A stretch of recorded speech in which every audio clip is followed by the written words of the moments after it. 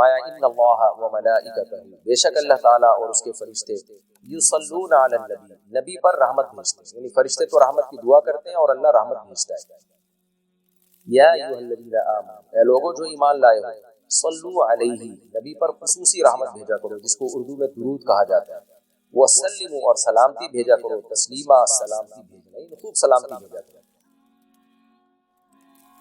تو یہ آیت جب اس آیت کی وجہ سے علماء نے یہ مسئلہ فقہاء نے بیان کیا ہے کہ زندگی بھر میں ایک مرتبہ درود بھیجنا ہر مسلمان پہ فرض ہے، کیونکہ اللہ نے حکم دیا ہے، اور الامر بشیء لا یقتضی التکرار، جب کسی بات کا آرڈر دیا جاتا ہے نا تو وہ ایک دفعہ کرنے سے وہ آرڈر پورا ہو جاتا ہے۔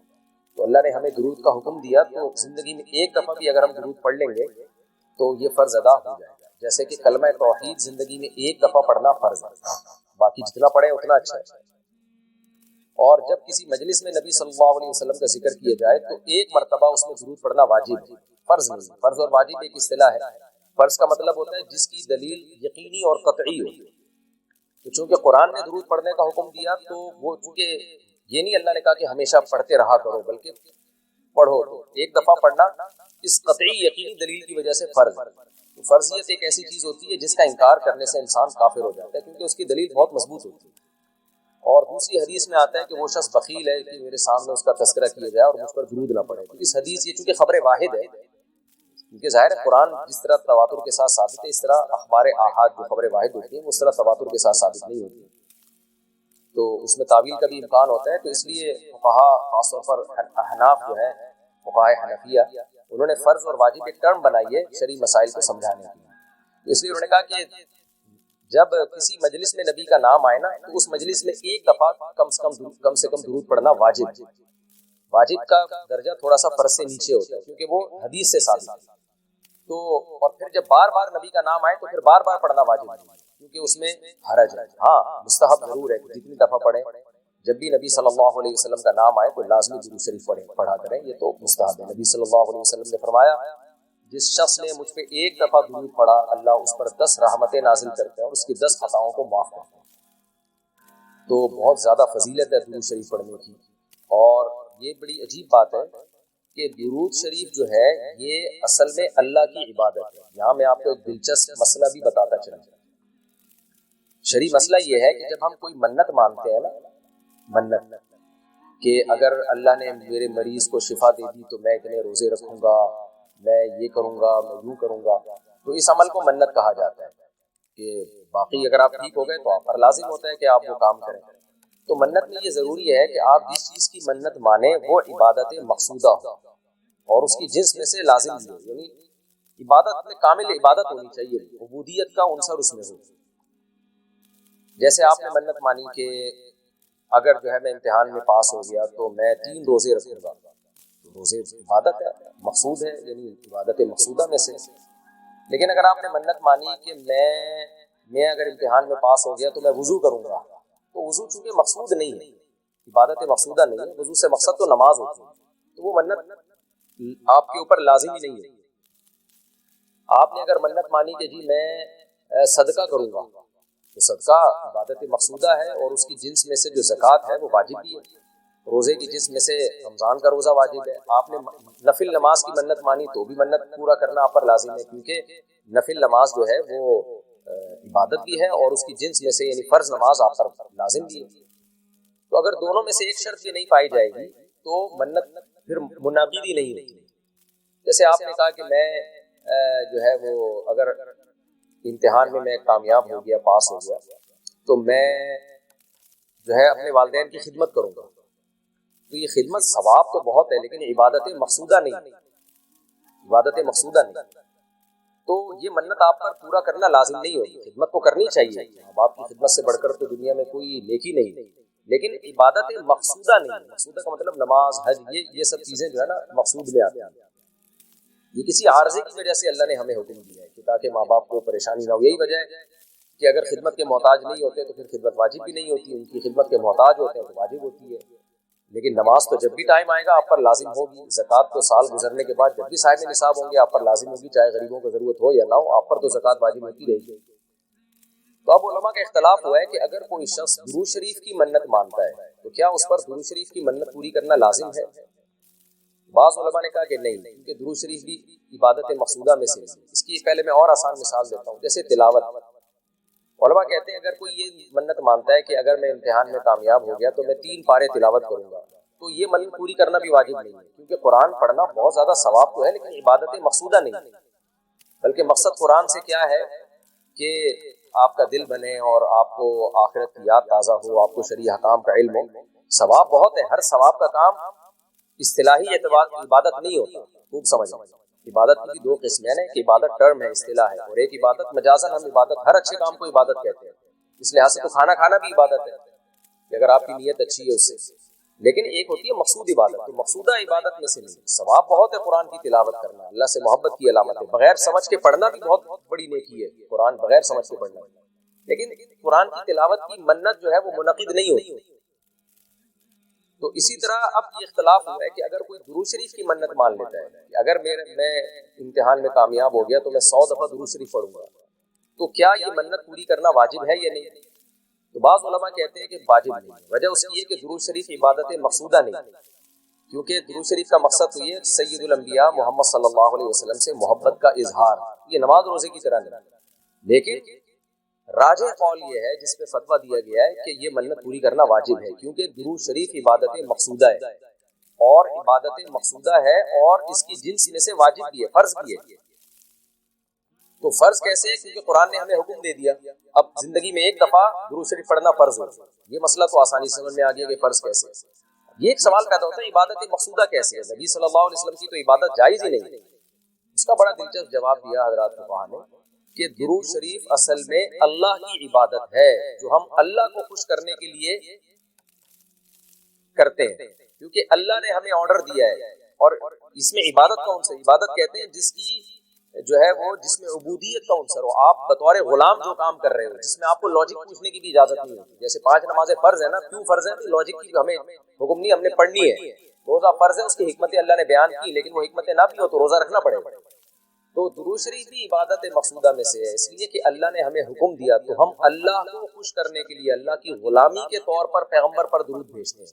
اس سے درود شریف کی اہمیت بہت زیادہ بڑھ جاتی ہے، اور اس میں بہت ساری حکمتیں حاصل ہو جاتی ہیں کہ ہم اللہ کو راضی کرنے کے لیے، کیونکہ اللہ نے ہمیں حکم دیا ہے، جیسے نماز کا حکم دیا، زکوٰۃ کا حکم دیا، اللہ نے کہا کہ تم یہ عبادت کرو گے میری، یہ ہوگی میری، کیونکہ دعا عبادت ہے۔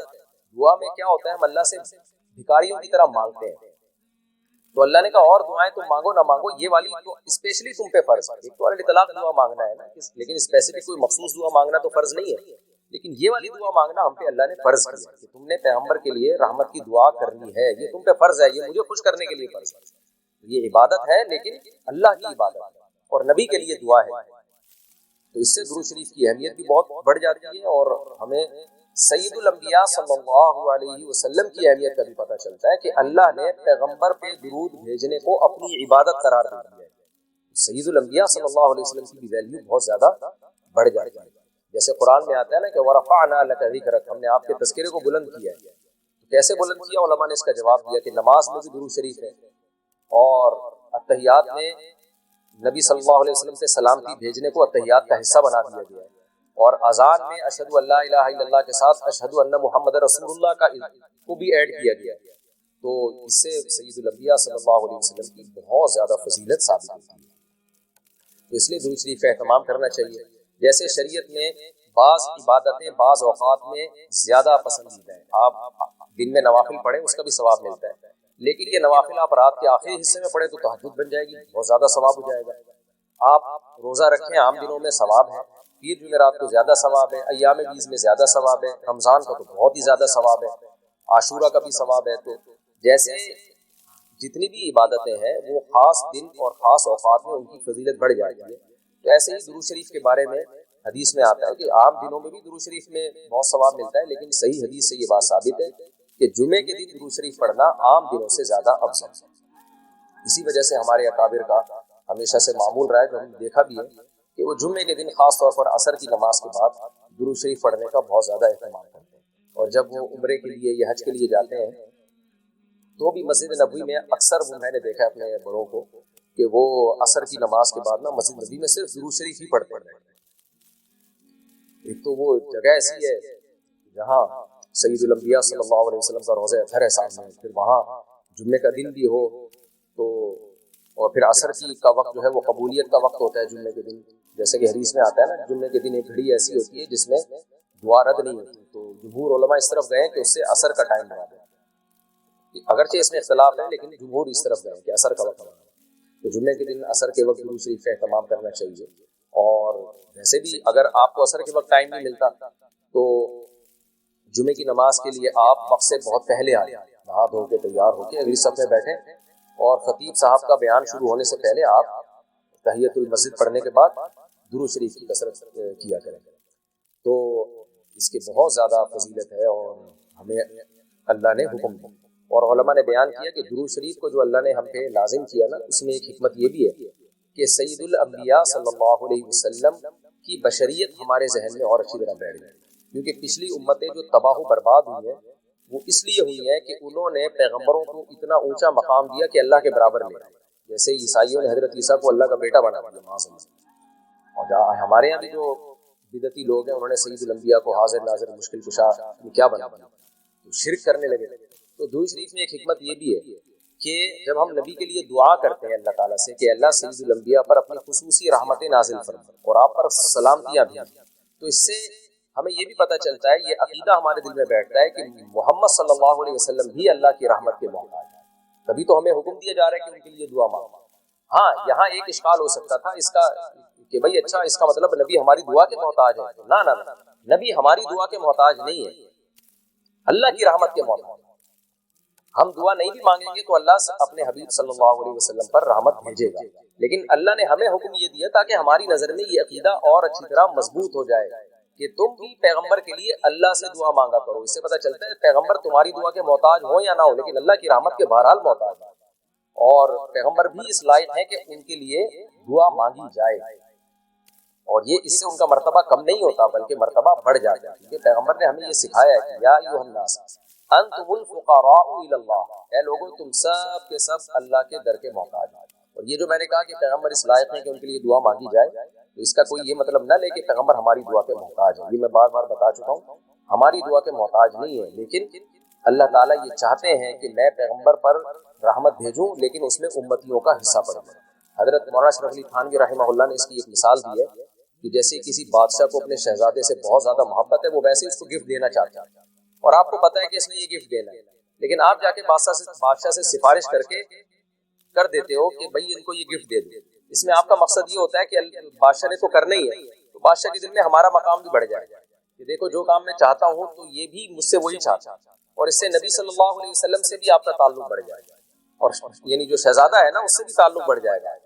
تو جب ہم اللہ سے دعا مانگتے ہیں نبی کے لیے تو ہمارا اللہ کا ریلیشن بھی بڑھتا ہے, اس سے اللہ خوش ہوتا ہے کہ دیکھو میرے حبیب کے لیے یہ بھی مجھ سے کہہ رہے ہیں رحمت بھیجنے کا, اور سید الانبیاء سے بھی ہمارا تعلق بڑھ جائے گا. قیامت کے دن یہ چیز سفارش میں معاون اور مددگار ہو سکتی ہے. اور اللہ نے ہمیں حکم دیا سید الانبیاء سے جب تک محبت نہیں ہوگی تو میں اپنی محبت کو بھی تسلیم نہیں کروں گا.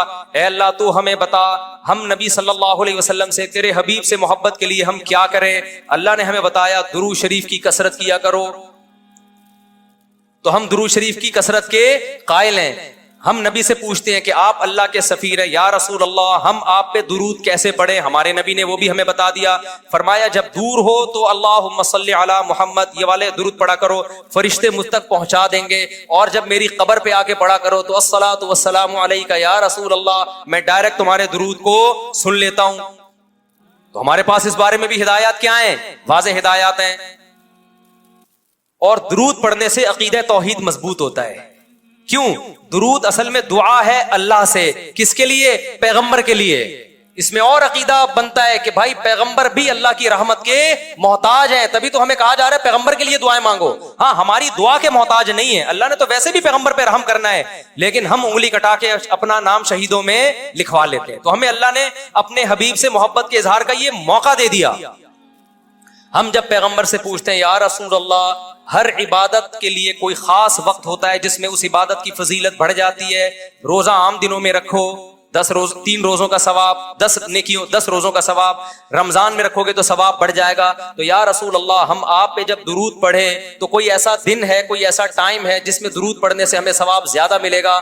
آپ صلی اللہ علیہ وسلم نے فرمایا ہاں, جمعے کے دن درود پڑھنے کا ثواب, حدیث کا مفہوم ہے, عام دنوں سے زیادہ ہے. اس لیے ہمارے جتنے بھی اکابر ہیں وہ جمعے کے دن درود شریف کی کثرت کیا کرتے تھے. یا رسول اللہ آپ اللہ کے حبیب ہیں, اللہ نے قرآن میں حکم دیا ہے من یطع الرسول فقد اطاع اللہ, جو پیغمبر کو فالو کرے گا, پیغمبر کی بات مانے گا, وہ ایسے ہی ہے جیسے اللہ کی. تو آپ ہمیں بتائیے درود شریف ہم نے بلند آواز سے پڑھنا ہے یا آہستہ آواز سے؟ ہمارے نبی نے ہمیں تلقین کی کیسے؟ آہستہ آواز سے. یا رسول اللہ درود ہم نے انفرادی طور پہ پڑھنا ہے یا جتھے بنا کے پڑھنا ہے؟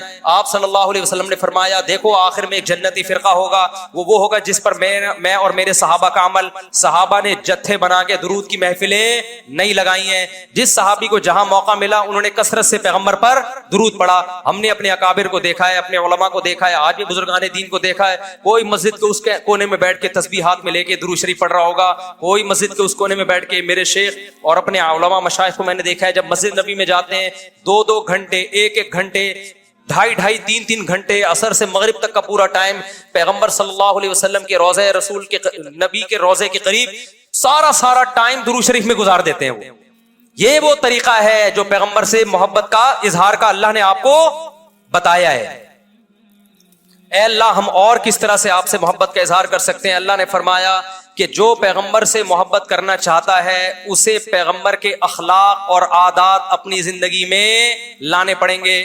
ہمارے پیغمبر صلی اللہ علیہ وسلم جب رات کو تہجد کے لیے اٹھتے تھے تو اس کا خیال کیا کرتے تھے کسی کی آنکھ نہ کھلے. جب رات کے وقت آپ گھر میں تشریف لاتے اتنا آہستہ آواز سے سلام کرتے کہ جو جاگ رہا ہے وہ جواب دے دے, جو سو رہا ہے اس کی آنکھ نہ کھلے. لیکن ہم پیغمبر سے محبت کا اظہار کیسے کرتے ہیں؟ موبائلوں کے سگنل کیا ہو گئے؟ بند. یہ محبت کا اظہار کا کیا ہے؟ اتنے بڑے بڑے جلوس, ناچ گانے اور جو میوزک, موسیقی اور تھرکنا اور پھڑکنا اور روڈ بلاک کر دینا, سیکیورٹی کے مسائل کا کھڑا ہو جانا گورنمنٹ کے لیے, اور کس قدر لوگوں کو تکلیف اور اذیت پہنچنا. تو یہ پیغمبر صلی اللہ علیہ وسلم کی سیرت بولو نہیں ہے. یا رسول اللہ ہم آپ سے محبت کے اظہار کے لیے کون سا حلوہ پکا سکتے ہیں؟ ہم نبی سے محبت, جب تک پیغمبر سے محبت نہ ہو ایمان قابل قبول نہیں ہے. لیکن محبت کا انداز وہ ہوگا جو اللہ کے رسول نے بتایا ہے. یا رسول اللہ ہم آپ کی یاد میں کون سا حلوہ پکائیں, کتنی بریانی کی دیگیں آپ کی یاد میں؟ نبی نے فرمایا جو مجھے یاد رکھنا چاہتا ہے وہ روزے رکھے, کیونکہ نبی صلی اللہ علیہ وسلم نے فرمایا, بخاری مسلم کی حدیث, بدترین برتن جو بھر جائے وہ انسان کا پیٹ ہے. یا رسول اللہ ہم کتنا کھائیں آپ کی یاد میں؟ نبی نے فرمایا میری یاد میں مجھے خوش کرنا چاہتے ہو, اللہ کو خوش کرنا چاہتے ہو تو کھانا نہیں بلکہ کھانا چھوڑنا پڑے گا, ناغے کرنے پڑیں گے, روزے رکھنے پڑیں گے. آپ نے فرمایا بہترین روزہ داؤد علیہ السلام کا روزہ ہے, 1 دن روزہ 1 دن ناغا, 1 دن روزہ 1 دن ناغا. نہیں آئی بات میرا خیال ہے سمجھ میں؟ پیٹ بھرنے سے منع کیا, موٹاپے سے منع کیا. نبی صلی اللہ علیہ وسلم نے فرمایا, بخاری کی حدیث, سب سے بہترین امت میری, پھر اس کے بعد خیر القرون قرنی ثم الذین یلونہم ثم الذین یلونہم. پھر آپ نے فرمایا اس امت میں برائی آئے گی. وہ برائی کیا ہوگی؟ زیادہ کھانا, جس کی وجہ سے موٹاپا پھیل جائے گا. بخاری مسلم کی حدیث ہے. کھانے سے پتلا ہوتا ہے, موٹا ہوتا ہے. نبی فرما رہے میری امت میں جو سب سے پہلے برائی آئے گی جھوٹ اور موٹاپا. یہ بخاری کی حدیث ہے. ایک موٹاپا وہ ہوتا ہے جو نیچرلی ہوتا ہے, بہت سے اللہ والوں کو بھی ہم نے دیکھا ہے وہ بائی نیچر موٹے ہوتے ہیں, بھاری ہوتے ہیں, اس سے یہ کوئی گناہ نہیں ہے, وہ صحابہ کرام میں بھی تھے. یہاں اس موٹاپے کی برائی بیان ہو رہی ہے جو حلوے مانڈے کھانے کی وجہ سے ہو. چاہے 11ویں شریف کے نام پہ کھاؤ, چاہے 12ویں شریف کے نام پہ نہ کھاؤ, جب کھاؤ گے اس سے خدا خوش نہیں ہوگا. کھانے سے پرہیز کرو گے تو خدا کیا ہوگا؟ خوش ہوگا. آپ کہتے ہو ہم کھلاتے ہیں, کھاتے بھی تو ہو, اور جن کو کھلا رہے ہو وہ کون سا وہ لوگ ہیں جن کو 2 وقت کا کھانا نہیں ملا؟ وہ 6 محفلوں کے کھانے 11ویں پھوڑ کے آئے ہوئے ہوتے ہیں آپ کے پاس. ہم فراق یار میں گھل گھل کے ہاتھی ہو گئے, اتنے گھلے رستم کے ساتھی ہو گئے. یار کا فراق، یار کی جدائی، اس میں گھل گھل کے عاشق موٹا ہوتا ہے کہ دبلا ہوتا ہے؟ بولو نا، دبلا ہوتا ہے. لیکن شاعر کہہ رہا ہے آج کا جو عاشق ہے وہ یار کی جدائی میں گھل گھل کے ہاتھی ہو رہا ہے، بجائے پتلے ہونے کے کیا ہو رہا ہے؟ موٹا ہو رہا ہے. اتنا گھلتا ہے کہ رستم پہلوان کا ساتھی بن جاتا ہے. اسلام میں بھوکا رہنا سنت ہے، پھوڑنا پھاڑنا کھانا پینا یہ سنت نہیں ہے. 40 دن نبی کے گھر میں چولہا نہیں جلا، اور اگر آپ کھاتے ہو کھاؤ، مذہب کا لیبل مت لگاؤ اس پہ. کھانے پر پابندی نہیں ہے، مذہب کا لیبل تو مت لگاؤ نا کہ یہ بہت ثواب کا. میں بھی جاتا ہوں نہاری کھاتا ہوں الحمدللہ، پھوڑتا ہوں، لیکن یہ نہیں کہتا سنت پہ عمل کر رہا ہوں میں، یہ نہیں کہتا میں. بھائی دل چاہ رہا تھا کھا لیا ہم نے، متزل لا لیا، جو سامنے آیا کھا لیا. سنت کا لیبل نہیں. سنت جب ہے جب روزہ رکھوں گا. جس دن نہیں کھاؤں گا یار آج فاقہ کرو، پھر بتاؤں گا ولاگ بناؤں گا، دیکھو آج میں فاقے سے ہوں. سنت ہے یہ. پھوڑنے پھاڑنے کے بھی ولاگ ہم بناتے ہیں بس نہاری کے فضائل سنانے کے لیے، اتنی مزے کی. سنت سمجھ کے نہیں پھوڑتے. آپ آج ہماری سوسائٹی کھانے کو مذہب سمجھنا شروع کر دیا ہے. مذہب نہیں ہے کھانا، فاقے مذہب ہے، بھوکا رہنا مذہب ہے. یا ایھا الذین آمنوا لا تدخلوا بیوت النبی الا ان یؤذن لکم، اے ایمان والو نبی کے گھروں میں داخل مت ہو الا یہ کہ تمہیں اجازت دی جائے. اس آیت کا ایک شان نزول ہے. نبی صلی اللہ علیہ وسلم کا جب حضرت زینب سے نکاح ہوا تو آپ نے صحابہ کرام کو بلایا کھانے پر ولیمے کے لیے. تو بہت سے حضرات وقت سے بہت پہلے پہنچ گئے، کھانے کا ابھی پک رہا ہے، تیار ہو رہا ہے، لیکن وہ بہت پہلے نبی صلی اللہ علیہ وسلم گھر میں آ کے بیٹھ گئے. اس سے بھی نبی صلی اللہ علیہ وسلم کو اذیت ہوئی. ظاہر ہے یہ چیزیں انسان کے پرائیویسی میں دخل اندازی کا ذریعہ بنتی ہیں، اور اس کو آپ کی خاطر، مہمانوں کی خاطر انگیج ہونا پڑتا ہے آپ کے ساتھ. پھر کچھ حضرات جو تھے وہ کھانا کھانے کے بعد بھی بیٹھے رہے. نبی صلی اللہ علیہ وسلم کی طبیعت میں بہت زیادہ مروت تھی. آپ صلی اللہ علیہ وسلم اپنی زبان سے یہ کہنا کہ آپ لوگ یہاں سے چلے جائیں، یہ چیز اخلاق نبوی اخلاق جو تھے نا ان کے مناسب نہیں تھی. آپ صلی اللہ علیہ وسلم دوسروں کی عزت کا بہت زیادہ خیال کیا کرتے تھے. جیسے بخاری میں حدیث ہے نا کہ خاتون نے آپ کو نکاح کا پیغام دیا تو بس آپ نے خاموشی اختیار کر لی، یوں نہیں کہا کہ میں نہیں کرنا چاہتا. وہ خاموشی سے سمجھ گئیں کہ آپ کو نکاح میں رغبت نہیں ہے. تو یہ اخلاق تھے سید الانبیاء صلی اللہ علیہ وسلم کے. تو کھانے سے پہلے کچھ لوگ آ گئے، بہت دیر پہلے ہی آ کے بیٹھ گئے، اور کچھ کھانے کے بعد بھی بیٹھے رہے. تو جو کھانے کے بعد بیٹھے رہے تو نبی صلی اللہ علیہ وسلم نے ارادہ کیا اٹھنے کا، اور آپ کی نیت یہ تھی کہ جب میں اٹھنے کا ارادہ کروں گا تو یہ سمجھ جائیں گے کہ آپ صلی اللہ علیہ وسلم مجلس برخاست کرنا چاہتے ہیں. تو وہ پھر بھی نہیں اٹھے. تو آپ صلی اللہ علیہ وسلم پھر اٹھ کے تشریف لے گئے. لیکن کچھ لوگ تو سمجھ گئے کہ نبی صلی اللہ علیہ وسلم اب تھک گئے ہیں اور ہمارے ساتھ نہیں بیٹھنا چاہتے. لیکن 3 اصحاب پھر بھی بیٹھے رہے. تو پھر ان کو بعد میں یعنی کافی دیر بعد جا کے اندازہ ہوا کہ بھئی نبی صلی اللہ علیہ وسلم پر اب ہمارا بیٹھنا ناگوار گزر رہا ہے. تو اللہ تعالیٰ نے ایک قیامت تک کے لیے اصول بیان کر دیا کہ بھئی کسی بھی شخص یا صاحب بیت جو ہے اس کی تکلیف کا ذریعہ نہ بنے مہمان. میں بار بار ایک بات بیان کرتا ہوں اور آپ یہ لفظ جو ہے یاد کر لیں. تھوڑی مشکل اردو ہے لیکن آپ یہ لفظ یاد کر لیں کہ قرآن مجید جو ہے جزیات کے ضمن میں کلیات بیان کرتا ہے. یعنی واقعات تو بیان کرتا ہے لیکن اس سے اصول سمجھانا مقصود ہوتے ہیں، مثالیں سمجھانا مقصود نہیں ہوتی. جیسے قرآن نے کہا نا وَلَا تَقُلْ لَهُمَا اُفٍّ، ماں باپ کو اف مت کرو. تو ایک جزیہ ہے، ایک قانون ہے، لیکن اس سے اصول بیان کیا جا رہا ہے. وہ اصول یہ ہے کہ تکلیف نہ پہنچاؤ ان کو، چاہے وہ اف کی شکل میں ہو یا کسی بھی شکل میں ہو. تو اس مضمون کو بیان کرنے کے لیے ایک ایگزامپل دی جا رہی ہے اف کی. تو اسی طرح یہاں بھی ایک مضمون بیان کیا جا رہا ہے کہ یہ واقعہ ہوا تھا. جو صاحب بیت اور جو گھر والا ہے یعنی خاص طور پر سید الانبیاء صلی اللہ علیہ وسلم جن کا مقام بہت اونچا ہے، تو یہ عمل ان کی تکلیف کا ذریعہ بنتا ہے. تو اس میں بہت سارے ہمیں یعنی اصول اور ضابطے سمجھائے جا رہے ہیں. ایک تو یہ کہ اخلاق عالیہ کا تقاضا یہ ہے کہ آپ اپنے اوپر تکلیف کو برداشت کر لیں اور مہمان کو تکلیف نہ دیں. جیسے کہ نبی صلی اللہ علیہ وسلم نے خود اپنے اوپر تکلیف برداشت کر لی.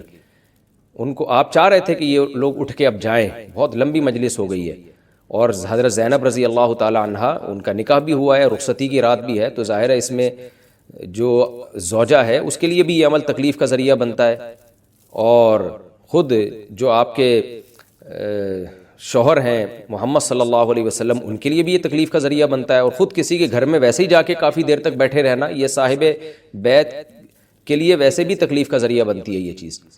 لیکن اس کے باوجود نبی صلی اللہ علیہ وسلم زبان سے ان کو منع نہیں کر رہے ہیں، کیونکہ اصحاب رسول ہیں، اپنے ساتھی ہیں، مہمان ہیں، تو بار بار اشارہ کر رہے ہیں یا اٹھ کے جا رہے ہیں تاکہ کنایتاً وہ سمجھ جائیں کہ بھئی یہ اب مجلس برخاست کرنے کا ٹائم ہے. تو اس سے اخلاق نبوی کا بھی ہمیں علم ہوا، اور ہمیں خود بھی یہ چیز سیکھنے کی ہے کہ اپنے اوپر تکلیف برداشت کر لی، لیکن دوسروں کی توہین آپ صلی اللہ علیہ وسلم نے برداشت نہیں کی. تو صاحب مروت لوگ جو ہیں، جن میں مروت ہوتی ہے، وہ اسی طرح کرتے ہیں. اور دوسرا اصول ہمیں یہ پتہ چلا کہ جب بھی ہم کسی کے گھر جائیں تو اس کی تکلیف کا ذریعہ نہیں بننا چاہیے. ہم اس کو مجبور نہ کریں کہ وہ ہمیں بھگائے اپنے گھر سے. کسی سے ملاقات کے لیے جائیں تو بھی اس کو مجبور نہ کریں کہ وہ خود آپ سے کہے کہ اب آپ جا سکتے ہیں. خود ہی انسان کو اگلے کے آرام کا خیال کرنا چاہیے. یہ چیزیں لیکن ہماری سوسائٹی میں آج کل بہت ہی ختم ہوتی جا رہی ہیں، اور یوں سمجھیں کہ دینداروں میں بھی یہ چیزیں ختم ہو گئی ہیں. خیال نہیں کیا جاتا دوسرے کی تکلیف کا. اس پر پھر میں یہ تفسیر کے بعد انشاءاللہ کچھ مزید روشنی ڈالوں گا. اب ہم تفسیر کی طرف چلتے ہیں. یا ایھا الذین آمنوا، اے ایمان والو، لا تدخلوا بیوت النبی، نبی کے گھروں میں داخل مت ہو. کیونکہ نبی کے 9 گھر تھے. وہ گھر کیا تھے؟ ایک ایک کمرے کا گھر تھا، اسی کو گھر سے تعبیر کیا اللہ نے. وہ بیت ہی تھے، اصل میں کمرے ہی تھے. الا ان یؤذن لکم، الا یہ کہ تمہیں اجازت دی جائے، یعنی وداؤٹ پرمیشن داخل مت ہو. یہ آیت جو نازل ہوئی ہے یہ حجاب کی آیتوں سے پہلے نازل ہوئی ہے، یعنی اس وقت تک پردہ فرض نہیں ہوا تھا. تو بعض دفعہ لوگ بغیر اطلاع کے بھی گھر میں چلے جایا کرتے تھے. پھر سورہ نور کی آیتیں نازل ہوئیں کہ بغیر اطلاع کے مت جایا کرو، اور سورہ حجاب کی اگلے رکوع میں آیتیں نازل ہوئیں. تو اس سے پہلے کا یہ حکم ہے کہ اللہ نے فرمایا کہ بغیر اجازت کے کسی کے گھر میں مت داخل ہو، یعنی کھانا کھانے کے لیے بھی. الا طعام، کھانا کھانے کے لیے، غیر ناظرین اناہ، تمہیں اجازت بھی دی جائے تو داخل اس حال میں ہو کہ اس کے پکنے کا انتظار نہ کرو. یعنی آپ کو بلایا گیا کہ بھئی کھانے کا یہ ٹائم ہے 8 بجے، آپ نے کہا کہ چلو ابھی پیاز لہسن کٹنا شروع ہو گئے ہوں گے 6 بجے ہی، تو ہم 6 بجے ہی جا کے بیٹھ جائیں اس کے انتظار میں، کیونکہ ہمیں کھانے پہ بلایا گیا ہے. تو بھئی کھانے کا مطلب تو کھانا ہے، یہ تو نہیں کہ آپ اس سے کئی گھنٹے پہلے جا کے بیٹھ جائیں. ولیکن اذا دعیتم، ہاں لیکن جب تمہیں بلایا جائے، فادخلوا، تو پھر چلے جاؤ. یعنی کھانے کے لیے بلایا جائے مراد ہے. سورہ نور میں تو اللہ نے ایک جنرلی حکم بیان کیا ہے کہ کسی کے گھر میں بھی وداؤٹ پرمیشن مت جاؤ. یہاں پر کھانے کا حکم بیان کیا جا رہا ہے. فَإِذَا طَعِمْتُمْ فَانْتَشِرُوا، جب کھانا کھا لو تو پھر اٹھ کے چلے جاؤ، یعنی پھر وہاں بیٹھے مت رہو. وَلَا مُسْتَأْنِسِينَ لِحَدِيث، اور نہ ہی وہاں بیٹھو بات چیت میں مشغول ہوتے ہوئے، گپ شپ میں مشغول ہوتے ہوئے. استیناس کہتے ہیں دل لگی کرنا، کہتے ہیں نا فلاں سے استیناس کیا اس نے، انسیت. تو گپ شپ میں انسان کا دل لگتا ہے. تو مطلب یہ کہ وہ جگہ نہیں ہے جہاں گپ شپ کے لیے دل بہلایا جائے، کیونکہ نبی صلی اللہ علیہ وسلم کی پرائیویسی میں یہ چیز دخل انداز ہو سکتی ہے. پھر جتنی دیر تم وہاں بیٹھو گے تو پیغمبر صلی اللہ علیہ وسلم کو بھی تمہاری طیب خاطر، تمہارا دل رکھنے کے لیے اتنی دیر وہاں بیٹھنا پڑے گا. ان ذالکم کان یؤذی النبی، یہ عمل نبی کو تکلیف پہنچاتا ہے. فیستحیی منکم، اور نبی تم سے حیا کرتے ہیں. نبی زبان سے نہیں کہہ پا رہے کہ آپ چلے جاؤ، بس دل ہی دل میں آپ صلی اللہ علیہ وسلم کو تکلیف ہو رہی ہے اور ناگواری گزر رہی ہے، لیکن حیا کی وجہ سے آپ ان کو منع نہیں کر رہے. واللہ لا یستحیی من الحق، لیکن اللہ حق سے نہیں حیا کرتا. یہاں حیا کرنے کا مطلب یہ مجازن حیا سے تعبیر کیا ہے اس کو. حیا نہ کرنے کا مطلب یہ ہے کہ ہم بعض دفعہ حیا کی وجہ سے کسی کام سے رک جاتے ہیں، تو اللہ حق بیان کرنے سے رکتا نہیں ہے. ورنہ حقیقی معنوں میں تو حیا کی نسبت اللہ کی طرف نہیں کی جا سکتی، اس لیے کہ حیا تو ایک ایسا وصف ہے جو انسان پر طاری ہوتا ہے. اللہ تعالیٰ اس سے مبرہ ہے. لیکن قرآن ہم سے کلام کرتا ہے ہمارے مینٹل لیول پہ آ کے، ہمارے ہی لب و لہجے میں اللہ تعالیٰ، کیونکہ تاکہ ہمیں بات سمجھ میں آئے. وَإِذَا سَأَلْتُمُوهُنَّ مَتَاعًا، اور فرمایا جب تم ان سے مانگو کوئی سامان، کوئی بھی چیز مانگو، فَاسْأَلُوهُنَّ مِنْ وَرَاءِ حِجَاب، تو پردے کے پیچھے سے مانگا کرو. یہ چیز بھی نبی کے لیے اذیت کا ذریعہ بنتی تھی اور فتنے کا ذریعہ بھی بن سکتی ہے. تو یہاں ظاہر ہے امہات المومنین سے کیا دنیا کی چیز مانگیں گے، تو یہاں اس سے مراد ہے جو بھی شرعی مسئلہ ہوتا ہے. متاع ویسے تو دنیا کے مال و متاع کو کہتے ہیں، لیکن یہاں متاع سے مراد ہے فائدے کی چیز. تو صحابہ کے لیے اس سے زیادہ تو کوئی فائدے کی چیز ہو نہیں سکتی تھی کہ ان کو شرعی مسئلے کا علم ہو جائے. تو اس لیے اللہ نے فرمایا کہ جب ان سے کوئی مسئلہ پوچھو تو پردے کے پیچھے سے پوچھا کرو، سامنے آنے کی اجازت نہیں ہے۔ اور یہ بھی ہے کہ نبی صلی اللہ علیہ وسلم کی زندگی میں تو اس کی نوبت کم آتی تھی، لیکن اللہ کے علم میں یہ بات تھی کہ سید الانبیاء صلی اللہ علیہ وسلم کے دنیا سے جانے کے بعد بہت زیادہ لوگ رخ کریں گے امہات المومنین کی طرف مسائل پوچھنے کے لیے، کیونکہ ضرورت پیش آتی رہے گی۔ اب گھر کے حالات اور گھر کے باتیں، گھروں میں زندگی کیسے گزارنی چاہیے اور گھر میں کیا کیا نبی صلی اللہ علیہ وسلم نے احکام دیے ہیں، اور کچھ باتیں تو ایسی ہیں جو امہات المومنین کو نبی نے بیان کی ہیں، امہات المومنین کے علاوہ بیان نہیں کی ہیں۔ تو پوری دنیا سے لوگ آتے تھے امہات المومنین سے مسائل پوچھنے کے لیے، خاص طور پر سیدہ عائشہ رضی اللہ تعالی عنہا سے تو بہت زیادہ مسائل پوچھے گئے، ایسے ایسے مسائل بھی پوچھے گئے جو بظاہر حیا کے خلاف ہیں۔ ایک حدیث میں آتا ہے کہ ایک صحابی آئے دور سے چل کے، ایک دوسرے ملک سے سفر کر کے آئے اور حضرت عائشہ رضی اللہ تعالی عنہا کے گھر پہ آ کے کہنے لگے میں آپ سے مسئلہ پوچھنا چاہتا ہوں لیکن وہ حیا کے خلاف ہے۔ تو حضرت عائشہ نے فرمایا لا تستحی فانما انا امک، تم مسئلہ پوچھنے میں حیا مت کرو، میں تمہاری ماں ہوں۔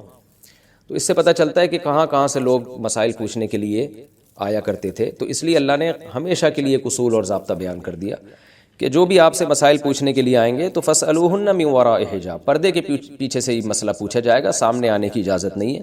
اور اس کی اللہ نے حکمت بیان کر دی، ذالکم اطہر لقلوبکم، یہ تمہارے دلوں کے لیے بھی زیادہ پاکیزگی کا ذریعہ ہے، وقلوبہن، اور ان کے دلوں کے لیے بھی، یعنی پاکیزہ معاشرہ اور پاکیزہ قلوب اگر آپ چاہتے ہیں سوسائٹی میں پیدا کرنا تو پھر پردے کا نظام بہت ضروری ہے۔ آپ کہہ سکتے ہیں بھئی ایک طرف تو صحابہ کرام تھے، دوسری طرف امہات المومنین تھیں، تو ان کو کیا فتنے کا اندیشہ؟ تو اس سے پتہ چلتا ہے کہ بھئی جہاں مرد اور عورت ہوں گے تو وہاں کچھ نہ کچھ فتنے کا اندیشہ ہوگا۔ فتنے سے مراد یہ نہیں کہ خدا نخواستہ وہ کسی برائی میں پڑ جاتے، یہ طبعی میلان جو غیر فطری ہوتا ہے، غیر اختیاری ہوتا ہے، یہ طبعی میلان کو بھی اللہ نے پسند نہیں کیا۔ آپ جب غیر محرم سے بات کر رہے ہوتے ہیں اور وہ آپ سے بہت زیادہ فری ہو رہی ہے تو بعض دفعہ گناہ نہیں ہوتا لیکن آپ کی طبیعت اس کی طرف مائل ہونا شروع ہو جاتی ہے، تو اس طبیعت کے مائل ہونے کو بھی اللہ نے پسند نہیں کیا کہ عورت اپنے شوہر کے لیے اور مرد اپنی بیوی کے لیے، کسی اور کی طرف طبیعت مائل ہی نہیں ہونی چاہیے۔ تو اس کے راستے اللہ نے بند کیے، خاص طور پر جو دین کی خدمت میں مشغول ہیں، تو امہات المومنین سے بڑا تو کسی کا مقام نہیں ہو سکتا۔ تو اس لیے اللہ نے فرمایا ذالکم اطہر لقلوبکم وقلوبہن، یہ پردے میں رہ کے بات کرنا تمہارے دل اور ان کے دل دونوں کی زیادہ پاکیزگی کا ذریعہ ہے، اس سے دونوں کے دل پاک صاف رہیں گے۔ اور اس میں یہ بھی ہمیں پتہ چلتا ہے بھائی کہ آج کون اتنا نیک ہے جو یہ کہے کہ مجھے پردے کی ضرورت نہیں ہے اور وہ لڑکیوں سے گپے مار رہا ہو اور کہ مجھے کوئی فتنے کا اندیشہ نہیں ہے، یا خاتون جو ہے وہ دین کے نام پہ مردوں میں تبلیغ کرتی پھر رہی ہیں اور کہیں کہ ہمیں فتنے کا اندیشہ نہیں ہے۔ تو امہات المومنین سے بڑھ کر کون نیک ہو سکتا ہے جب ان کو اللہ نے کہہ دیا کہ اس میں پردہ کرنے میں آپ کے دل کی پاکیزگی زیادہ ہے؟ تو جو آج کے لوگ ہیں ان کو تو اور زیادہ ضروری ہے پردہ کرنا، ان کے تو فتنے میں پڑنے کا اندیشہ ہے، ان کے تو زنا میں پڑنے کا اندیشہ ہے۔ آگے اللہ نے فرمایا وَمَا كَانَ لَكُمْ أَن تُؤْذُوا رَسُولَ اللَّهِ، اور ایمان والو تمہارے لیے حلال نہیں ہے کہ تم اللہ کے رسول کو تکلیف پہنچاؤ، کسی بھی طرح سے اللہ کے نبی کو تکلیف پہنچانا یہ عام مسلمانوں کو تکلیف پہنچانے کی طرح نہیں ہے۔ دیکھیں کچھ حلال کام ہیں لیکن چونکہ نبی کی تکلیف کا ذریعہ ہے تو حلال ہونے کے باوجود اللہ نے ان کو حرام کر دیا، کیونکہ وہ نبی کی عظمت اور منصب کے خلاف تھے، حالانکہ وہ حلال تھے۔ جیسے امہات المومنین، ان سے نکاح کو حرام قرار دے دیا، حالانکہ جب کوئی شخص دنیا سے چلا جاتا ہے وہ کتنا ہی عظیم المرتبہ ہو تو اس کی بیوی عدت کے بعد کہیں بھی دنیا میں نکاح کر سکتی ہے۔ لوگ اپنے استاذ کے دنیا سے جانے کے بعد ان کی زوجہ سے نکاح کر لیتے ہیں، اس کو شریعت میں معیوب نہیں سمجھا گیا۔ پیر و مرشد کی زوجہ سے نکاح کر لیتے ہیں، اکثر لوگ اپنی چچا کے جانے کے بعد چچی سے نکاح کر لیتے ہیں، ماموں کے جانے کے بعد مامی سے نکاح کر لیتے ہیں، تو یہ شرعاً حلال ہے کیونکہ یہ چچی اور ممانی غیر محرم رشتے ہیں۔ لیکن نبی صلی اللہ علیہ وسلم کی ازواج کو بھی یہ مقام دیا گیا اور خود پیغمبر صلی اللہ علیہ وسلم کو بھی، کیونکہ آپ صلی اللہ علیہ وسلم کے لیے یہ عمل تکلیف کا ذریعہ، آپ کی طبی خواہش یہ تھی کہ میری دنیا سے جانے کے بعد میری ازواج سے کوئی نکاح نہ کرے، تو یہ طبی خواہش تھی، لیکن آپ صلی اللہ علیہ وسلم اس کا اظہار نہیں کرتے تھے کیونکہ آپ صلی اللہ علیہ وسلم اللہ کے حلال کو حرام اور حرام کو حلال نہیں کر سکتے تھے۔ لیکن اللہ نے یہ پابندی لگا دی کہ بھئی تم نبی کو کسی بھی طرح سے تکلیف نہیں دے سکتے، ایک کام جو بذات خود حلال ہے، نبی کی عظمت اور نبی کی راحت اور آرام کی خاطر وہ حرام کیا جا رہا ہے. وہ کیا ہے؟ آپ کی ازواج سے نکاح نہیں ہو سکتا. اس لیے آگے اللہ نے فرمایا وَلَا أَن تَنْكِحُوا أَزْوَاجَهُ مِن بَعْدِهِ أَبَدًا، اور نہ تمہارے لیے یہ جائز ہے کہ تم ان کی بیویوں سے ان کے دنیا سے جانے کے بعد کبھی بھی نکاح کرو. کیوں؟ إِنَّ ذَلِكُمْ كَانَ عِندَ اللَّهِ عَظِيمًا، تمہارا یہ عمل اللہ کے نزدیک بہت بڑا عمل ہوگا. یعنی یہ چھوٹا گناہ نہیں ہے، بہت بڑا گناہ ہے. اسی سے وہ مسئلہ بھی حل ہو گیا کہ حضرت علی نے حضرت فاطمہ کی موجودگی میں دوسری شادی کیوں نہیں کی. حضرت عثمان نے بھی نبی صلی اللہ علیہ وسلم کی بیٹی جب آپ کے نکاح میں تھیں تو ان کی موجودگی میں دوسری شادی نہیں کی. اس کی وجہ بھی یہی ہے کہ دوسری شادی اگرچہ حلال ہے لیکن بہرحال باپ کو تکلیف ہوتی ہے جب اس کی بیٹی پہ سوکن آئے. تو اس لیے حضرت علی نے سید الانبیاء صلی اللہ علیہ وسلم کا خیال کیا اور حضرت عثمان نے بھی خیال کیا. تو حضرت فاطمہ سیدہ فاطمہ کے دنیا سے جانے کے بعد پھر حضرت علی رضی اللہ تعالیٰ عنہ نے نکاح کیا. اور شہادت کے وقت آپ کے نکاح میں 4 بیویاں تھیں. حضرت عثمان کی شہادت کے وقت بھی آپ کے نکاح میں 4 ازواج تھیں. تو کیونکہ نبی نے وہاں بھی پابندی نہیں لگائی ہے. حدیث میں آتا ہے نا کہ جب حضرت فاطمہ پر حضرت علی نے ارادہ کیا نا ایک اور نکاح کا، تو آپ نے فرمایا واللہ لست احلل حراما ولا احرم حلالا، اللہ کی قسم نہ میں اللہ کے حلال کو حرام کر سکتا ہوں نہ حرام کو حلال. ولکن لا یجتمع بنت رسول اللہ و بنت عدو اللہ فی بیت واحد، لیکن اللہ کے دشمن کی بیٹی اور اللہ کے نبی کی بیٹی ایک گھر میں جمع نہیں ہو سکتی. کیونکہ حضرت علی ابو جہل کی بیٹی سے یا ابو لہب کی بیٹی سے نکاح کر رہے تھے، ابو لہب کی بیٹی سے شاید نکاح کر رہے تھے. تو اس سے بھی پتہ چلتا ہے کہ بھی حلال حرام کا مسئلہ نہیں تھا. بس پھر آپ نے یہ بھی فرمایا فاطمہ تو بضعۃ منی، فاطمہ جو ہے میرے جگر کا ٹکڑا ہے، میرے دل کا ٹکڑا ہے. من آذاہا فقد آذانی، جس نے فاطمہ کو تکلیف دی اس نے مجھے تکلیف دی. تو یہ خصوصیت تھی حضرت فاطمہ کی اور سید الانبیاء کی کہ پیغمبر کی بیٹی پہ سوکن نہیں آ سکتی. اب لوگ اس سے استدلال کرتے ہیں کہ دوسری شادی بری چیز ہے، دیکھو نبی حضرت علی نے نہیں کی، حضرت عثمان نے نہیں کی. بھائی آپ اگر پیغمبر ہیں تو پھر تو ٹھیک ہے، آپ کی بیٹی پہ سوکن لانا بھی غلط ہے، ناجائز ہے. لیکن اگر آپ پیغمبر نہیں ہیں تو جتنے ہیں اتنا ہی رہنا چاہیے انسان کو. جیسے کوئی استاذ ہو، پیر و مرشد ہو، اس کے انتقال کے بعد اس کی بیوہ سے نکاح میں کوئی حرج نہیں ہے. کوئی یہ نہیں کہہ سکتا کہ جی یہ تو خاندان کا بڑا تھا، اس کی بیوہ سے کیسے نکاح ہو سکتا ہے. نہ نہ نہ، اس میں بیوہ کا بھی نقصان ہے نکاح سے روکنا، اور شریعت کی بھی حدود کی بھی آپ حد سے تجاوز کر رہے ہیں. تو پیغمبر کے ساتھ کچھ احکام خاص ہوتے ہیں، وہ پیغمبروں ہی کا خاصہ ہوتے ہیں. عوام کو یا کوئی کتنا بڑا عالم ہو، بزرگ ہو، اس کو پیغمبر پر قیاس کرنا ان احکام میں جائز نہیں ہوتا. تو اس لیے اللہ نے فرمایا ان ذالکم کان عند اللہ عظیما، پہلے فرمایا کہ تمہارے لیے جائز نہیں کہ رسول کو کسی بھی طرح سے تم اذیت دو. لہذا اس کا ایک فرع یہ بھی ہے کہ ان کی ازواج سے بھی تم نکاح کبھی بھی نہیں کر سکتے. ان تبدوا شیئا او تخفوه فان اللہ کان بکل شیء علیما، اگر تم کچھ ظاہر کرو گے یا چھپاؤ گے تو اللہ ہر چیز کو جاننے والا ہے.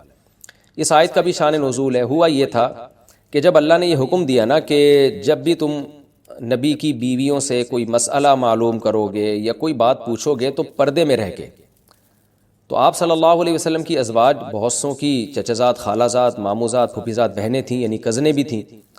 تو جیسے آج ہمارے سوسائٹی میں ایک جہالت کی رسم ہے کہ کزنیں پردہ نہیں کرتی، نہ کزنوں سے پردہ ہوتا ہے، دیوروں سے بھی پردہ نہیں ہوتا.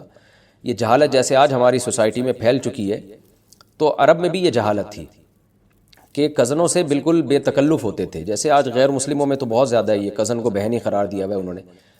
تو عربوں میں بھی یہ جہالت تھی. اس کو بہن تو نہیں سمجھتے تھے، یعنی نکاح اس سے حلال سمجھتے تھے، لیکن اس سے پردہ کو برا یعنی یوں سمجھا جاتا ہے تو خاندان کے افراد ہیں یہ. تو جب پردے کی آیات نازل ہو گئیں اور خاص طور پر سورہ حجاب میں اللہ نے کہہ دیا کہ نبی کی بیویوں کو بھی حکم دیا کہ پردہ کرو، تو امہات المومنین کے جو رشتہ دار تھے نا، مرد رشتہ دار، ان میں سے بعض لوگوں کو خیال آیا کہ بھئی یہ تو ہم سے ہماری جو ہے وہ کزنوں کو چھپایا جا رہا ہے. آج بھی جیسے لوگ اعتراض کرتے ہیں نا، جب کزن پردہ کر لیتی ہے چچزاد بھائی، خالازاد بھائی سے، تو کہتے ہیں تو میں تو بھائیوں کی طرح ہوں، ہم سے جو ہے نا، ہمارے تو خاندان کے ایک حصہ ہے یہ کزن. تو بعض لوگ اس پہ غصہ بھی کرتے ہیں. تو بعض لوگوں کو یہ خیال آیا، بعض نے زبان سے اس خیال کا اظہار بھی کیا کہ بھئی ہم سے ہماری کزنوں کو پردے کا حکم دیا جا رہا ہے، تو کوئی بات نہیں، نبی کے دنیا سے جانے کے بعد جب یہ جو ہے نا ہم ان سے پھر نکاح کر لیں گے. تو یہ بھی بعض لوگوں نے کہا. بعض کے دل میں خیال آیا، زبان سے نہیں کہا کہ بھئی ٹھیک ہے، بھئی پردے کا حکم تو نازل ہو گیا ہے، لیکن نبی صلی اللہ علیہ وسلم کے دنیا سے جانے کے بعد نکاح کا راستہ تو کھلا ہوا ہے نا، تو یہ ہماری کزنیں، ہم ان سے نکاح کر لیں گے. تو یہ بات بھی اللہ نے اس پہ بھی پابندی لگائی اور فرمایا ان تبدوا شیئا. تبھی آگے اللہ نے حکم دے دیا کہ ولا ان تنکحوا ازواجہ من بعدہ ابدا، تمہارے لیے نکاح بھی حرام ہے. یعنی اب نکاح پہ بھی اللہ نے پابندی لگائی ہے کہ نبی کی بیویوں سے نکاح نہیں ہو سکتا. کیوں؟ یہ عمل اللہ کے نظر میں بہت بڑا عمل ہے، یعنی یہ چھوٹی برائی نہیں ہے، بہت بڑی برائی ہے، کیونکہ پیغمبر کی بیویوں کو پیغمبر کی وجہ سے بہت بڑا مقام ملا ہے. اب وہ امت کی مائیں بن چکی ہیں، ظاہر ہے جو جس کو ماں کا درجہ دے دیا گیا ہو اب وہ بیوی نہیں ہو سکتی. پھر آگے اللہ نے فرمایا ان تبدوا شیئا او تخفوہ، اگر تم اپنی زبان سے کوئی بات ظاہر کرو گے یا چھپاؤ گے. یعنی جس طرح بعض لوگوں نے یہ کہا تھا ہم سے ہماری کزنوں کو پردے کا حکم دیا جا رہا ہے اور پھر ہم تو ان سے نکاح کر لیں گے، بعض کے دل میں خیال آیا زبان سے نہیں کہا، تو اسی کا اللہ نے تذکرہ کیا.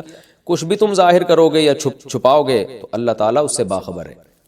اس لیے کسی نجی محفل میں بھی اس طرح کی بیہودہ بات کرنے کی کسی کو اجازت نہیں ہے. لا جناح علیہن فی آبائہن. اب اللہ نے فرمایا کہ یہ جو امہات المومنین ہیں جن کو ہم پردے کا حکم دے رہے ہیں، کچھ رشتہ دار ایسے ہیں جو پردے سے مستثنیٰ ہیں. جیسے سورہ نور میں بھی اللہ نے یہی پردے کے حکام دینے کے بعد کیا فرمایا تھا، بھئی یہ رشتہ دار ایسے ہیں جن سے پردہ فرض نہیں ہے. تو یہاں بھی اللہ نے اسی مضمون کا تکرار کیا، لا جناح علیہن. تکرار اس لیے کیا کہ شاید امہات المومنین خوف زدہ ہو جائیں کہ اب ہر مرد سے ہم نے اپنے شوہر کے علاوہ ہر مرد سے پردہ کرنا ہے، کیونکہ ان میں تقویٰ بہت تھا، اللہ کا خوف بہت تھا. تو کیونکہ قرآن نے علی الاطلاق حکم دیا ہے نا کہ اے ایمان والو، جب بھی تم نبی کی بیویوں سے کچھ معلوم کرنا چاہو تو پردے کے پیچھے. تو ہو سکتا ہے ان کے دل میں یہ خوف پیدا ہو گیا ہو کہ بھئی یہ تو سبھی سے ہمیں حکم دیا جا رہا ہے احتیاط کرنے کا، شاید ہم نبی کی زوجہ ہونے کی وجہ سے ہمارے لیے پردے کے حکام بہت زیادہ سخت ہو. تو اللہ نے ان کو فرمایا کہ نہ، جو محرم رشتے ہیں وہ محرم ہی ہیں، ان سے پردہ فرض نہیں ہے. اس لیے فرمایا لا جناح علیہن. نبی کی جو ازواج ہیں ان پر کوئی حرج نہیں ہے، یعنی پردہ نہ کرنے میں کوئی حرج نہیں ہے. فی آبائہن، اپنے باپوں کے بارے میں، یعنی باپ، دادا اور دادا پر دادا جو اب میں سب آتے ہیں. ولا ابنائہن، اسی طرح اپنے بیٹوں کے بارے میں بھی. ولا اخوانہن، اور اپنے بھائیوں کے بارے میں بھی. امہات المومنین کے نبی سے تو بیٹے نہیں تھے، لیکن حضرت ام سلمہ کے پہلے شوہر سے بیٹے موجود تھے، بیٹا حضرت عبد الرحمن ابن ابی سلمہ موجود تھے. ولا اخوانہن، اسی طرح کوئی حرج نہیں اپنے بھائیوں کے بارے میں بھی، جو سگے بھائی ہیں، کزن کی بات نہیں ہو رہی.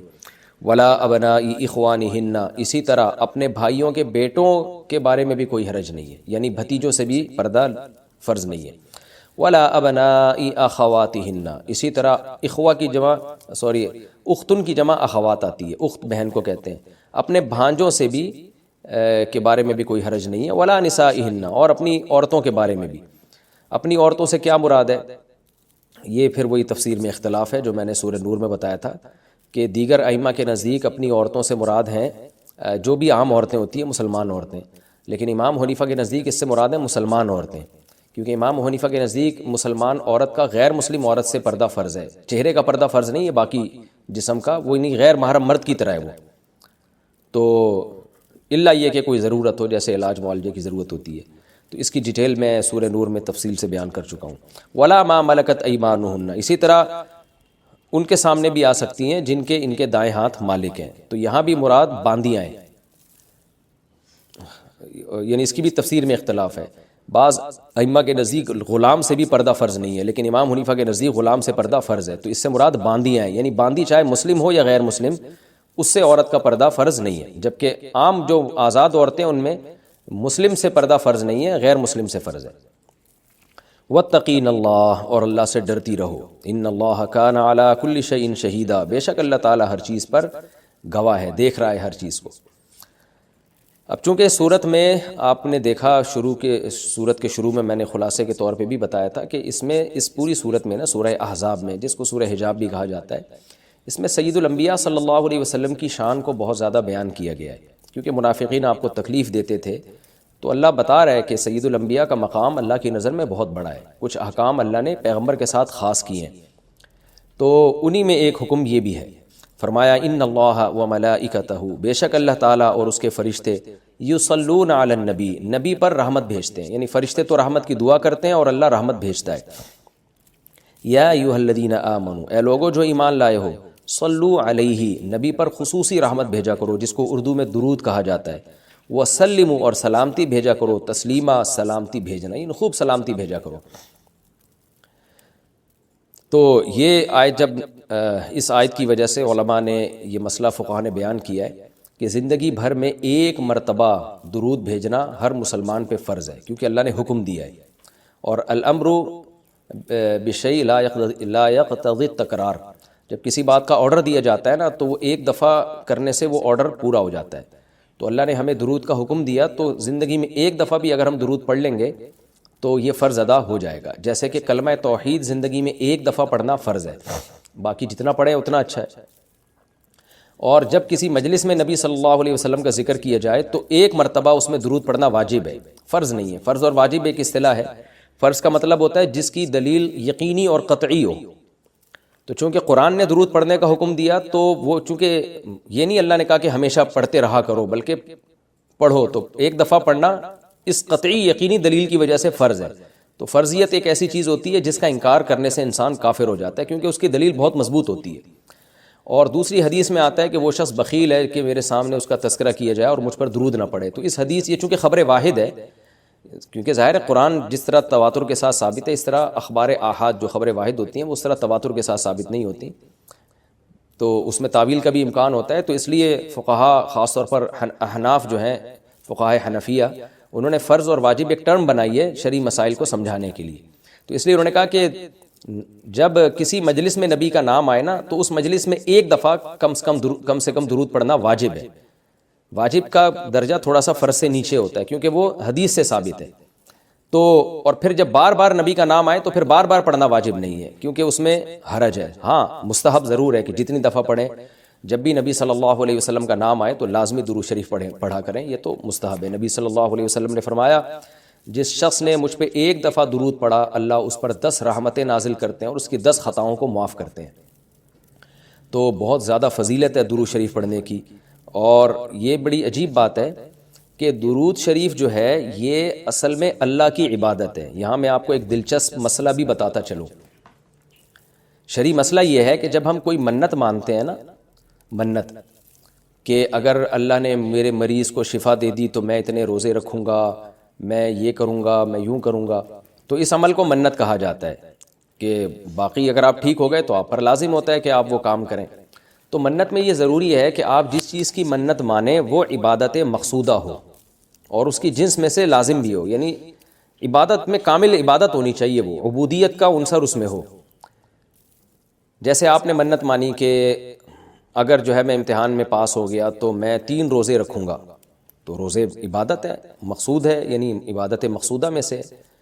لیکن اگر آپ نے منت مانی کہ میں اگر امتحان میں پاس ہو گیا تو میں وضو کروں گا، تو وضو چونکہ مقصود نہیں ہے، عبادت مقصودہ نہیں ہے، وضو سے مقصد تو نماز ہوتی ہے، تو وہ منت آپ کے اوپر لازمی نہیں ہوگی.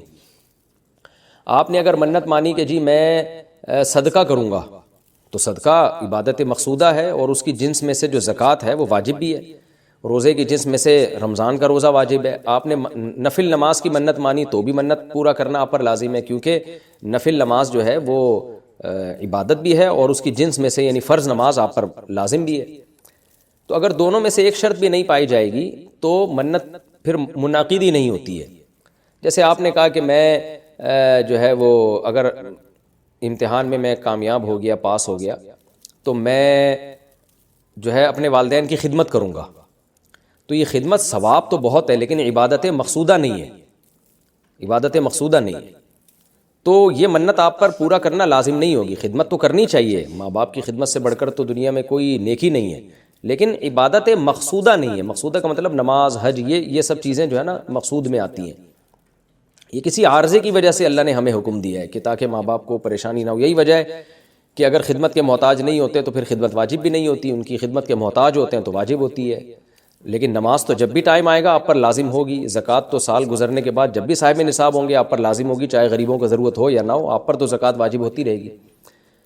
تو اب علماء کا اختلاف ہوا ہے کہ اگر کوئی شخص درود شریف کی منت مانتا ہے تو کیا اس پر درود شریف کی منت پوری کرنا لازم ہے؟ تو بعض علماء نے کہا کہ نہیں، کیونکہ درود شریف بھی عبادت مقصودہ میں سے نہیں ہے. اس کی پہلے میں اور آسان مثال دیتا ہوں. جیسے تلاوت، علماء کہتے ہیں اگر کوئی یہ منت مانتا ہے کہ اگر میں امتحان میں کامیاب ہو گیا تو میں 3 پارے تلاوت کروں گا، تو یہ منت پوری کرنا بھی واجب نہیں ہے، کیونکہ قرآن پڑھنا بہت زیادہ ثواب تو ہے لیکن عبادت مقصودہ نہیں ہے. بلکہ مقصد قرآن سے کیا ہے کہ آپ کا دل بنے اور آپ کو آخرت کی یاد تازہ ہو، آپ کو شرعی حکام کا علم ہو. ثواب بہت ہے، ہر ثواب کا کام اصطلاحی عبادت نہیں ہوتا، خوب سمجھ لیں. عبادت کی بھی 2 قسمیں ہیں نا، ایک عبادت ٹرم ہے، اصطلاح ہے، اور ایک عبادت مجازن ہم عبادت، ہر اچھے کام کو عبادت کہتے ہیں. اس لحاظ سے تو کھانا کھانا بھی عبادت ہے کہ اگر آپ کی نیت اچھی ہے اس سے، لیکن ایک ہوتی ہے مقصود عبادت، تو مقصودہ عبادت میں سے نہیں ہے۔ ثواب بہت ہے قرآن کی تلاوت کرنا، اللہ سے محبت کی علامت ہے، بغیر سمجھ کے پڑھنا بھی بہت بڑی نیکی ہے، قرآن بغیر سمجھ کے پڑھنا بھی، لیکن قرآن کی تلاوت کی منت جو ہے وہ منعقد نہیں ہوتی۔ تو اسی طرح اب یہ اختلاف ہوا ہے کہ اگر کوئی درود شریف کی منت مان لیتا ہے کہ اگر میں امتحان میں کامیاب ہو گیا تو میں 100 دفعہ درود شریف پڑھوں گا، تو کیا یہ منت پوری کرنا واجب ہے یا نہیں؟ تو بعض علماء کہتے ہیں کہ واجب نہیں ہے۔ وجہ اس کی ہے کہ درود شریف عبادت مقصودہ نہیں ہے، کیونکہ درود شریف کا مقصد تو یہ سید الانبیاء محمد صلی اللہ علیہ وسلم سے محبت کا اظہار، تو یہ نماز روزے کی طرح نہیں ہے۔ لیکن راجح قول یہ ہے جس پہ فتویٰ دیا گیا ہے کہ یہ منت پوری کرنا واجب ہے، کیونکہ درود شریف عبادت مقصودہ ہے، اور عبادت مقصودہ ہے اور اس کی جنس میں سے واجب بھی ہے، فرض بھی ہے۔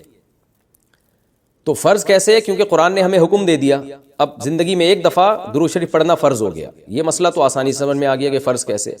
اب یہ ایک سوال پیدا ہوتا ہے عبادت مقصودہ کیسے ہے؟ نبی صلی اللہ علیہ وسلم کی تو عبادت جائز ہی نہیں ہے۔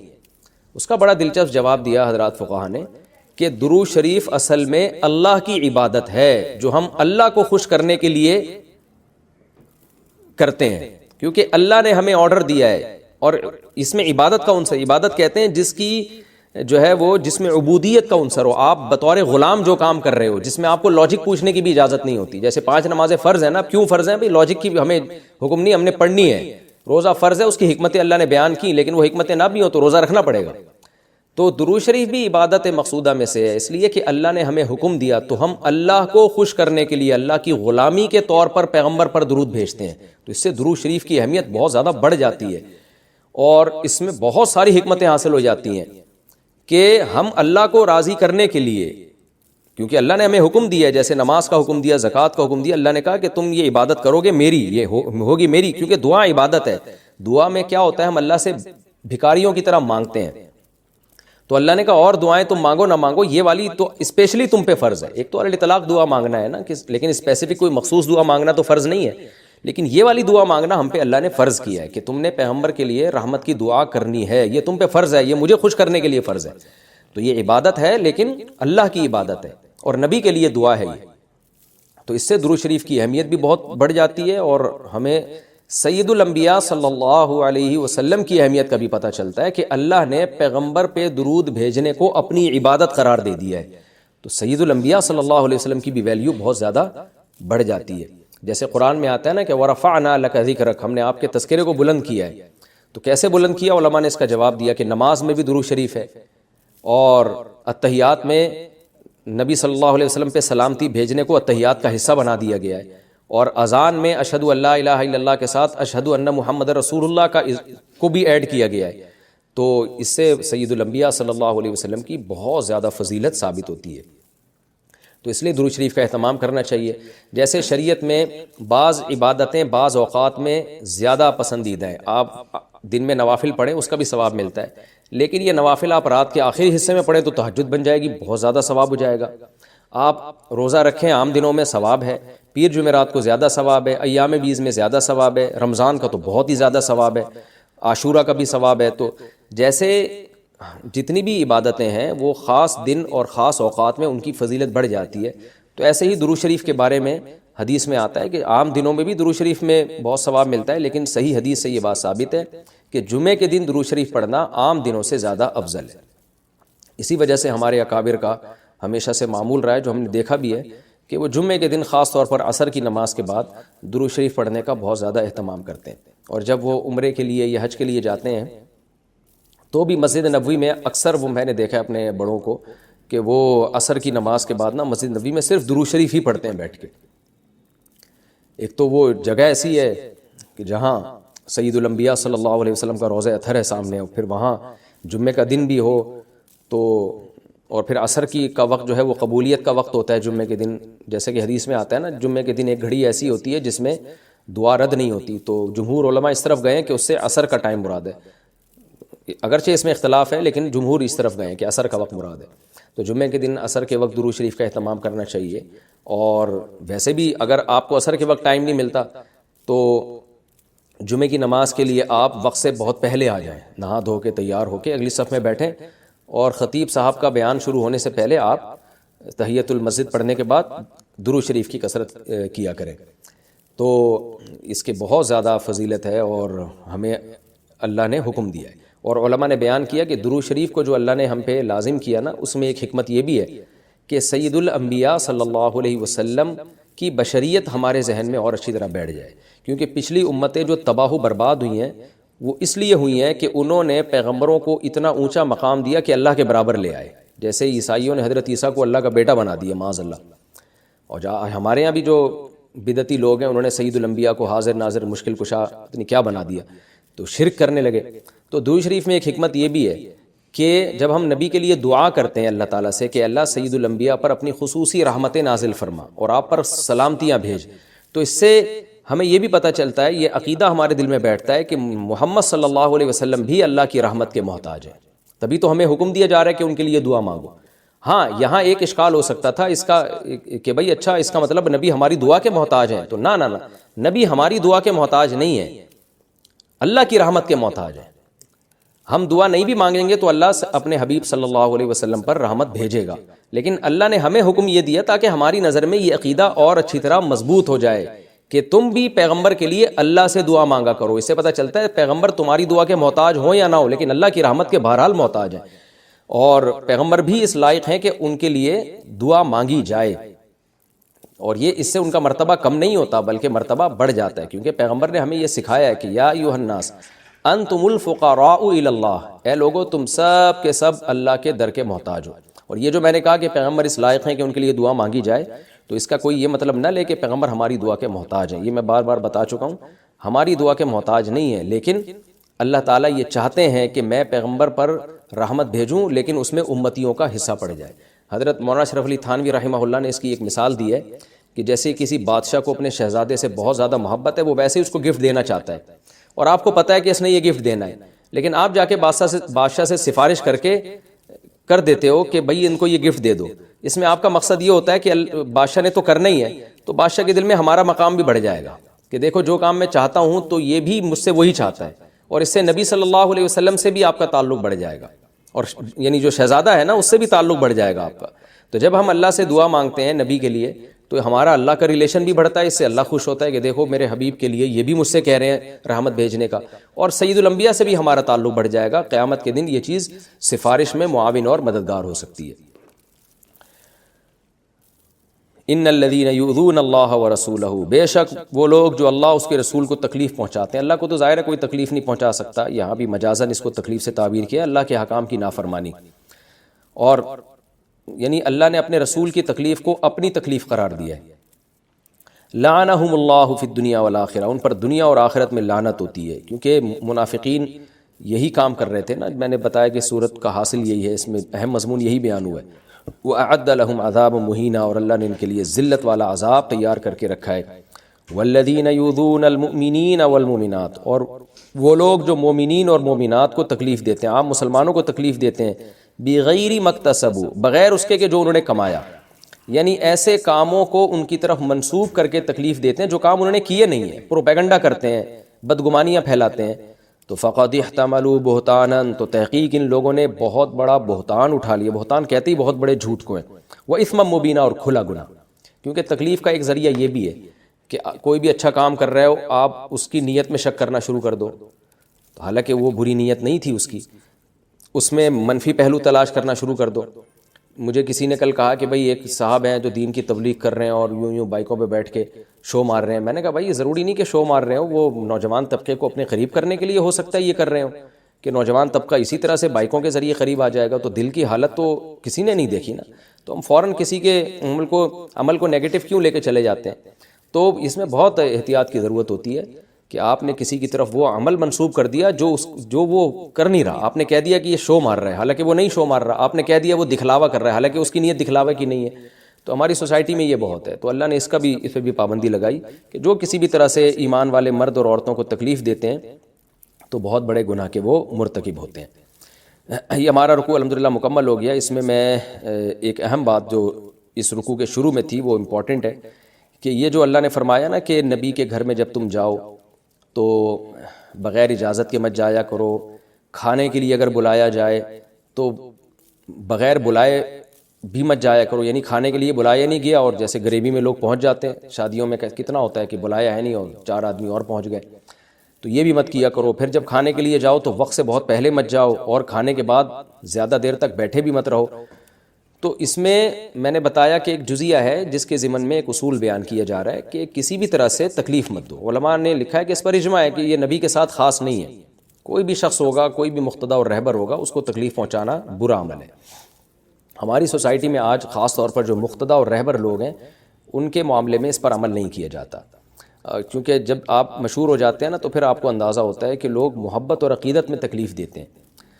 دیکھیں صحابہ کرام تو نبی کی محبت ہی میں آئے تھے نا، نبی کے گھر کافی دیر بیٹھے رہے، تو وہ ان کی نیت تو نہیں تھی نبی کو تکلیف دینے کی، لیکن پھر بھی اللہ نے اس عمل کو ناپسند کیا کہ آپ کی نیت نہیں ہے، لیکن ایک چیز تکلیف کا ذریعہ اور سبب بہرحال بن سکتی ہے۔ تو اسی پر علماء نے کتابیں لکھی ہیں۔ حضرت مولانا اشرف علی تھانوی رحمہ اللہ تعالیٰ کی مشہور کتاب ہے آداب معاشرت، آپس میں رہن سہن کے آداب، وہ رسالہ ضرور پڑھنا چاہیے۔ اس رسالے میں حضرت حکیم الامہ نے قرآن سے اور احادیث سے بہت ساری احادیثیں اور قرآنی آیات جمع کی ہیں، اور پھر بتایا کہ کس کس طرح سے سوسائٹی میں آج لوگ ایک دوسرے کو تکلیف دیتے ہیں۔ افسوس اس پر ہوتا ہے کہ جب ہم دوسرے ملکوں میں جاتے ہیں تو ہمیں گوروں میں وہ چیزیں نظر نہیں آتی، یعنی ایسا لگتا ہے انہوں نے قرآن کی آیتیں پڑھی ہوئی ہیں، اور جو زیادہ ایجوکیٹڈ لوگ ہیں ان میں بھی تھوڑے سے ان معاملات میں اخلاق ہوتے ہیں، لیکن جو متوسط طبقہ ہے ان میں یہ چیزیں بالکل بھی نہیں ہیں۔ تو کوئی بھی مشہور شخص کہیں بیٹھا ہوا ہو تو فوراً جا کے اس کے کھانے میں دخل اندازی کرنا، اس سے بے وقت سیلفیوں کا مطالبہ کرنا، اور گھیر کے کھڑے ہو جانا اس کو کہ وہ بیچارہ کہیں جا ہی نہیں سکتا، کہیں بیٹھ ہی نہیں سکتا، ایک سیلفیوں کا نہ ختم ہونے والا سلسلہ شروع کر دینا، پھر ہر ایک کے سامنے مسکرا کے سیلفیاں دیتے رہنا، سارا دن میں سینکڑوں لوگوں کے ساتھ یہی کام کرنا۔ تو جو میں اپنی بات نہیں کر رہا، جو بھی مشہور لوگ ہیں وہ بیچارے بہت زیادہ مصیبت میں آ جاتے ہیں، اور یہ سب کام لوگ عقیدت محبت میں کر رہے ہوتے ہیں، تو یہ ان کو ڈانٹ بھی نہیں سکتے۔ جیسے نبی صلی اللہ علیہ وسلم نے تو صحابہ کو منع بھی نہیں کیا کہ بھئی اب یہ تو ہیں تو میری محبت میں ہی آئے ہیں، تو اللہ نے بتا دیا کہ بھئی یہ نبی کو اس عمل سے تکلیف ہو رہی ہے، وہ حیا کی وجہ سے تمہیں نہیں ڈانٹ رہے ہیں، تمہیں منع نہیں کر رہے ہیں۔ تو جو بھی مقتدی لوگ ہوتے ہیں، علماء صلحاء ہوتے ہیں، یا کوئی بھی جو جن کو اللہ نے کچھ تھوڑی سی شہرت دے دی ہوتی ہے، وہ بھی بعض دفعہ منہ سے نہیں کہہ پا رہے ہوتے ہیں، اندر اندر کڑ رہے ہوتے ہیں وہ۔ تو ہمیں ان چیزوں کا بھی خیال کرنا چاہیے، یہ چیزیں اخلاقیات میں ہیں کہ آپ کسی کی پرائیویسی میں دخل اندازی نہ دیں۔ کوئی بیٹھا ہے تو اس کو آرام سے بیٹھے رہنے دیں، اس کو جا کے تنگ نہ کریں، چھیڑیں نہیں۔ ہاں جب وہ خود آپ کی طرف متوجہ ہو تو پھر آپ اس کی طرف توجہ کر لیں۔ حضرت مولانا اشرف علی تھانوی رحمہ اللہ جب ذکر کیا کرتے تھے مسجد میں بیٹھ کے، تو بعض لوگ پیچھے آ کے بیٹھ جایا کرتے تھے انتظار میں، تو حضرت فرماتے تھے کہ یہ بہت تکلیف کا سبب ہے، آپ نے انتظار میں بیٹھنا ہے تو کہیں دور جا کے بیٹھیں، کیونکہ جب آپ ایک کام میں مشغول ہوں اور آپ کو پتہ ہو دوسرا میرے انتظار میں بیٹھا ہوا ہے تو آپ کا اس کام میں دل نہیں لگتا۔ میرے ساتھ بہت دفعہ ایسا ہوتا رہتا ہے۔ میں ایک دفعہ مسجد میں دعا مانگ رہا تھا، تو جب بیٹھا ہوں دعا مانگنے کے لیے، میرا بڑا دل لگ رہا تھا دعا میں، ایک صاحب میرے ساتھ آ کے بیٹھ گئے، میں پریشان کہ پتہ نہیں ان کو مجھ سے کوئی کام ہے کیا ہے، تو جو ہے پھر میں نے دعا روک دی، اور پھر میں نے ان سے کہا اب یا تو دور چلے جائیں آپ یہاں سے نا۔ ظاہر ایک انسان ایک خاص کیفیت میں ہوتا ہے، اللہ سے لو لگی ہوئی ہوتی ہے اس کی، بعض دفعہ انسان پر ایک خاص کیفیات کا غلبہ ہوتا ہے، اس میں کوئی اس طرح سے آ کے دخل اندازی کرے۔ عمرے میں کئی دفعہ ایسا ہوا کہ بیت اللہ کے سامنے کھڑے ہو کر دعا مانگنا شروع کی، وہاں پہنچے ہیں، دل لگ رہا ہے دعا میں، کتنا بڑا مقام ہے، لوگ چہرے کی طرف آ کے دیکھنا شروع کر دیتے ہیں، سامنے آ کے کھڑے ہو جاتے ہیں۔ میرے ساتھ تو بہت ہوتا ہے، اور جو بھی مشہور لوگ ہیں سب کے ساتھ ہوتا ہے۔ ابھی جب میں عمرے کے لیے گیا تو میں بیت اللہ کی طرف رخ کر کے دعا مانگ رہا ہوں، میرا بڑا دل لگ رہا ہے اس دعا میں، اور لگنا چاہیے۔ ہم کوئی بہت نیک نہیں ہے لیکن کوشش کرتے ہیں کہ ٹوٹی پھوٹی کوئی بزرگوں کے ساتھ ہماری بھی نسبت ہو جائے۔ تو میں ابھی دعا مانگ رہا ہوں، ایک صاحب آ کے، ایک صاحب کیا بہت سارے لوگ آ کے میری طرف رخ کر کے دیکھ رہے ہیں مجھے گھور گھور کے، تو میں نے ہاتھ سے اشارہ کیا بھئی آپ یہاں سے جائیں۔ یہ چیزیں بہت زیادہ اذیت کا ذریعہ بنتی ہیں، غیر اخلاقی حرکتیں ہیں، ہمیں یہ سیکھنی چاہیے، یہ قرآن کا حکم ہے۔ تو یہ میں صرف اپنی بات نہیں کر رہا، کسی کو بھی اس طرح سے تکلیف نہ دیں۔ کوئی بیٹھا ہے تو اس کو آرام سے بیٹھا رہنے دیں، جب وہ اٹھے گا جانے لگے گا پھر آپ آ جائیں اس کی طرف کہ بھئی کیا کام ہے آپ کو، یا اس کے اسسٹنٹ سے ملنے۔ تو کوئی جب کسی کام میں مشغول ہوتا ہے تو اس میں دخل اندازی دینا یا اس کے قریب آ کے انتظار میں بیٹھ جانا، اس سے اس کو کوفت ہوتی ہے، تکلیف ہوتی ہے۔ اور بھی اس میں کہنے کو بہت کچھ ہے، لیکن میں بتاتا ہوں کہ تفسیر میں مختصر بات کرتا ہوں جو صرف قرآن کی اس آیت کو ایکسپلین کرنے کے لیے۔ باقی اس پر علماء کی کتابیں بھی ہیں، وہ پڑھنی چاہیے تاکہ ہماری سوسائٹی میں تھوڑا سے ہمیں ایک دوسرے کا خیال کرنا ہے۔